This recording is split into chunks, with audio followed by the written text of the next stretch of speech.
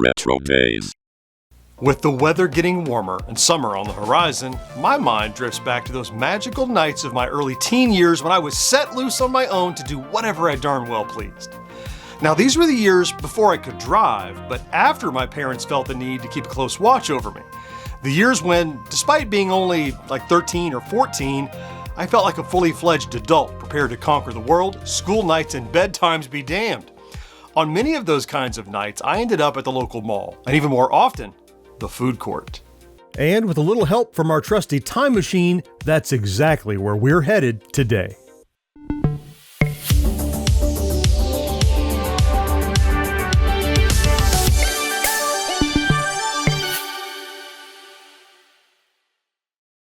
The Thunder Road Mark II comes screaming through a barely stable wormhole and lands haphazardly in your front yard on this sunny Saturday morning. You're already sitting outside on the stoop, having finished your 2 bowls of cereal and Saturday morning cartoons, which you sadly had to watch on recorded from TV VHS tapes, given the current state of weekend television.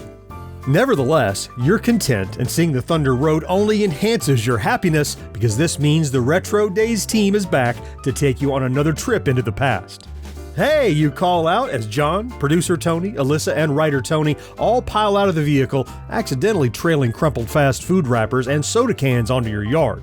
Sorry, I say, we spent last night at the drive-in. No worries, you reply. All is forgiven if you're taking me along on the next trip. Producer Tony smiles. That's why we're here. I hope you're hungry.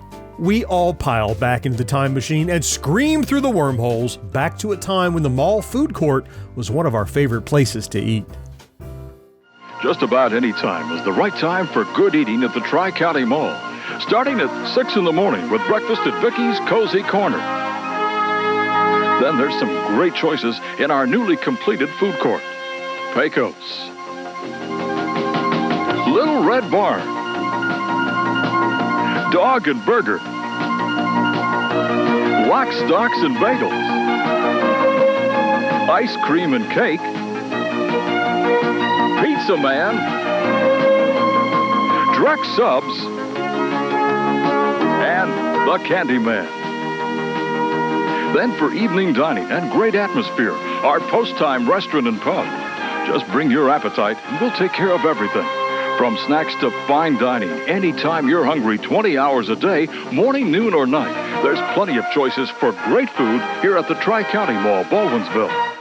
The automatic doors of the mall slide open and we enter a fluorescent dream. Everything smells new because, well, it is. The tile floors of the main corridor, the paint on the walls, the glass display cases, it all shines. The store signs assault you with a staggering variety of choices, and if you had your wits about you, perhaps you'd step up to the center-mounted map and orient yourself for the night ahead. Instead, we gather you up and usher you past all the obvious choices, past the arcade, toy stores, and music stores, until we hit that central point of contact, the food court. The intermingling aromas of Chinese food, pizza, pretzels, cookies, and deep-fried everything wafts through the corridors, and we float along, drawn by the alluring scent like cartoon characters. We arrive at a bustling arena filled with people of all ages enjoying a weekend out. Age groups are clustered around their own tables, all overflowing with food and drink. The sound is a constant murmuring dissonance punctuated by occasionally raised voices, laughs, and joyous screams. In short, it looks, smells, and sounds exactly how we remember.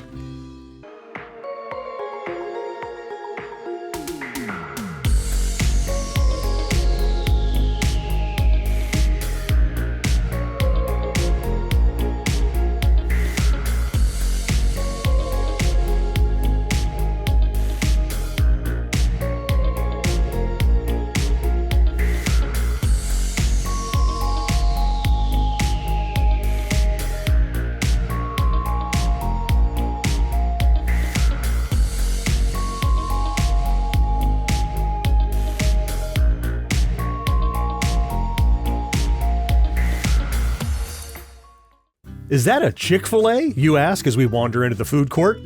Huh, Alyssa says. I didn't know they'd been around that long. Well, it turns out that Truett Cathy founded and opened the first Chick-fil-A all the way back in 1967, and yes, that first one was in a mall. Atlanta's Greenbrier Mall to be exact. That was also one of the first indoor malls in the Southeast. Producer Tony breaks out his Ziggy-esque time-traveling digital device and plugs in a query.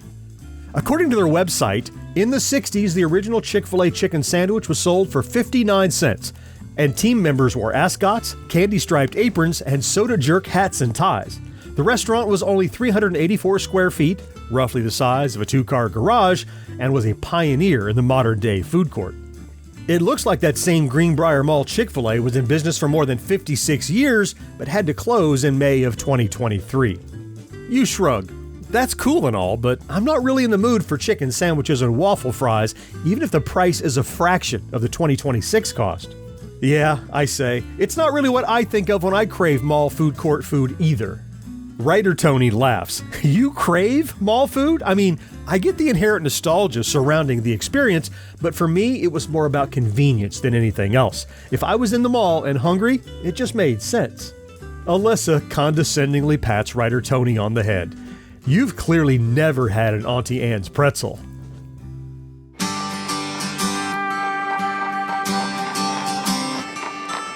Southeastern Pennsylvania, the heart of Amish country, and the birthplace of Auntie Anne's soft pretzels. That is an Auntie Anne's pretzel right there.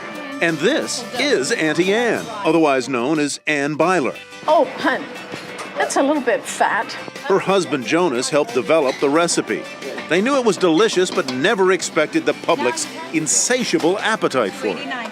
It was just a surprise for us to go from one market stand, and a number of years later, we had this huge international franchising company.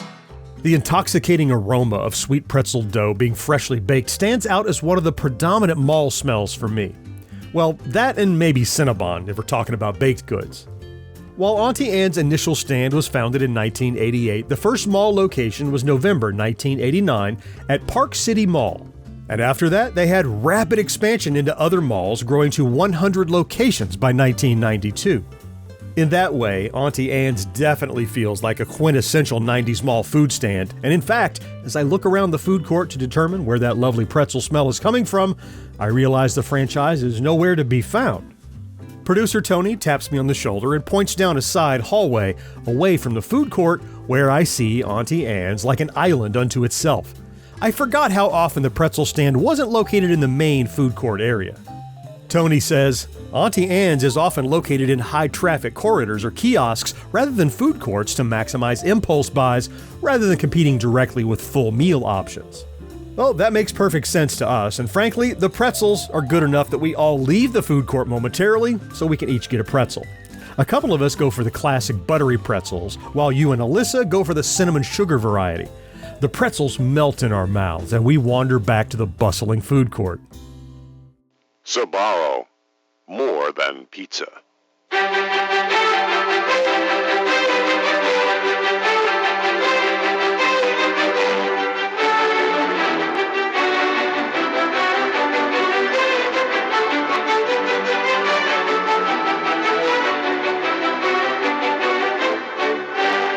Sbarro, food courts, and more.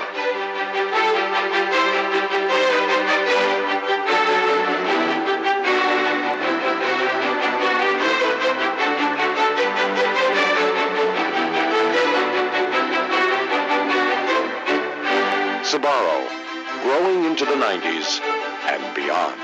Gennaro and Carmelo Sbarro started their business with a Salomeria in 1956, located in Bensonhurst, Brooklyn. According to their website, Carmela Mama Sbarro made pizza slices for shift workers looking for a quick meal. Her slices were so popular that they soon opened a second location focused solely on pizza. The opening of their restaurant in 1970 at the Kings Plaza Shopping Center in Brooklyn, New York, marked the brand's shift toward the food court model. At its peak in 2004, Sbarro operated roughly 762 global locations, most of which were in shopping mall food courts. While not every mall in America had a Sbarro, it's clear the chain was the undisputed king of mall pizza chains. Right here is my favorite New York pizza joint, and I'm gonna go get me a New York slice. While not the most authentic New York pizza, I say, These giant slices topped with too much of everything really do hit the spot when you're at the mall. Producer Tony breaks away from the group and prowls the buffet-like facade of Sbarro, where they have pizza, stromboli, baked pastas, and steam table entrees lined up behind glass, enticing us to overeat. "Oh man," he says, "I'm getting a slice of stuffed pizza. I'm pretty sure I'd never even heard of stuffed pizza until I saw it at a Sbarro." Tony has the right idea, so we all line up and continue our food court feast with slices of pepperoni pizza, baked ziti, breadsticks, sausage stromboli, and pizza stuffed with spinach and broccoli. You'd think this overload of carbs and cheese would knock us out, but after a few laps around the mall with stops in Spencer Gifts, Suncoast, and KB Toys, we're ready for another meal. Had a real banana split lately? Or a freshly made strawberry shortcake? When was your last hot fudge sundae? Maybe it's time to refresh your memory. So get that pretty wonderful feeling. Sunday, Sundays and more. That's your pretty wonderful, really wonderful Baskin-Robbins ice cream store. Writer Tony looks around at all the different food offerings and says, "You know, I think I'm ready for a little dessert." I point to the far corner and say, "Nothing like a little ice cream. How about Baskin-Robbins?" No one even says a word, and we all begin the short journey past Panda Express, Subway, Hot Dog on a Stick, and even Orange Julius. Baskin-Robbins wasn't synonymous with malls the way some of these other stores were. Rather, they first opened in 1953 after over a decade of the two brothers-in-law, Bert Baskin and Irv Robbins, opening separate locations. The approach of separate brand identities was then dropped, and the entity Baskin-Robbins 31 Ice Cream was created, with the order of their surnames being decided by a coin toss, according to Wikipedia. So, long before the rise of malls, and long after their fall, Baskin-Robbins have had standalone locations. Even so, they did have some mall locations over the years, like the one in the Arno Mall, which opened October 30th, 1974. We all line up and start sampling ice cream on those tiny spoons. The girl behind the counter looks like she wants to cut us off after 3, but we forge ahead, tasting bubblegum, Cherry's Jubilee, Pirate's Gold, Almond Bonbon, and basically every other strange flavor we can find. Finally, though, we do have to make our official selections. I go with a classic banana split featuring vanilla, chocolate, and strawberry scoops. Writer Tony chooses a clown cone with pistachio ice cream. Alyssa opts for a double scoop of mint chocolate chip with sprinkles, and producer Tony goes for a chocolate malt. The ice cream is cold and delicious, and for a while, we all eat in silence. Once upon a time, a man called Nathan made a hot dog. It was a fresh all-beef recipe with a special blend of spices. Nathan's hot dog was so good, so robust, they built a town around it, and 10 million people moved here just to enjoy it. Today, visitors from all over the world come to this town to buy Nathan's, still made with that 75-year-old recipe. Nathan's, the hot dog that made New York famous. Even though we're all stuffed and couldn't possibly eat another bite, everyone knows that hot dogs don't count. So we make one last stop at Nathan's for a few hot dogs and cheese fries. Writer Tony grumbles a bit about how these aren't as good as the ones at Coney Island, but that doesn't stop him from ordering his own and topping it with mustard and sauerkraut. We walk around the mall some more with some soda fountain drinks and make plans to hit the arcade or go to the movies, but deep down we know the Thunder Road is waiting impatiently and our trip to the past has come to an end. Now that was a tasty trip. Not only does mall food have a particular flavor all its own, but food from the past is also unique in a way I can't seem to replicate here in 2026. Maybe it's less about the food itself and more about the memory of the food, or the ambiance of the mall, or the headspace of being a young teen out on a Saturday night with the saltwater promise of summer vacation on the horizon. Whatever the reason, this is a particular craving I just can't seem to satiate without the help of the Thunder Road Mark II.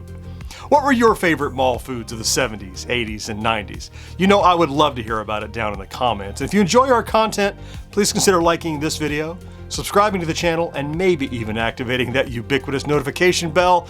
It really does make a huge difference. Let's meet again next week to celebrate yesteryear, right here on RetroDaze. Clicky clicky.